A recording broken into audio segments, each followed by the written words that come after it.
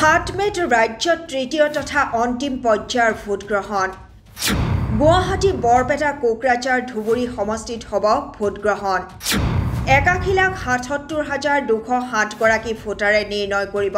47 গৰাকী প্ৰাৰ্থীৰ ভাগ্য হাজু 9,516টা ভোট কেন্দ্ৰ পুৰুষ ভোটাৰ আছে 41,544 গৰাকী মহিলা ভোটাৰ আছে 40,48,434 গৰাকী তৃতীয় লিংগৰ ভোটাৰ আছে 111 গৰাকী গুৱাহাটীত আছে 8 গৰাকী প্ৰাৰ্থী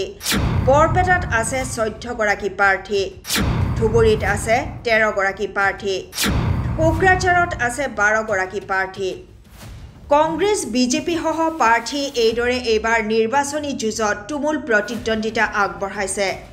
ইয়াৰে ভিতৰত সৰ্বাধিক ভোটাৰ আছে ধুবুৰীত আনপিনে সৰ্বাধিক ভোটাৰ থকা দ্বিতীয়টো সমষ্টি হৈছে গুৱাহাটী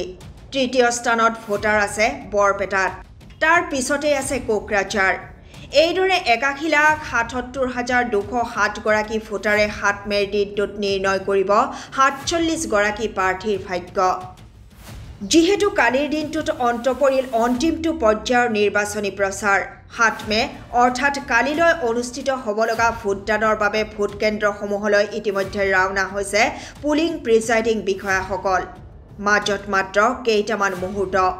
অপেক্ষা কেৱল কালিলৈৰ দিনটো প্ৰস্তুতিটো ভালে চলি আছে আৰু এটা তৃতীয় পৰ্যায়ৰ নিৰ্বাচন গতিকে আমি আজি গোসাইগাঁও মহকুমা যেটো অফিচৰ পৰা যেটো এভিএম মেচিনবিলাক আমাক দিব আমি সবে মানে ইতিমধ্যে উপস্থিত হৈছেহি এতিয়া নিজৰ মানে মেচিনবিলাক লৈ ফেলাই আমি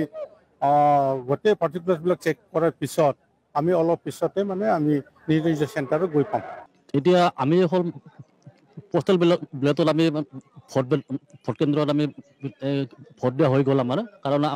আমি ইলেকশ্যন কি কৰিছে এই ডিউটি পৰিছে কিন্তু যেহেতু ইলেকশ্যন ডিউটি পৰিছে আমি আহিছোঁ ৰাতিপুৱা আহিছোঁ আমি কিন্তু আমি আহি গম পালোঁ আমি ৰিজাৰ্ভত আছোঁ এতিয়া ৰিজাৰ্ভত থকাৰ কাৰণে আমি মানে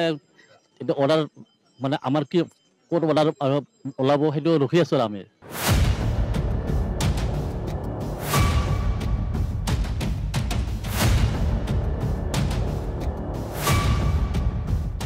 news desk report SC news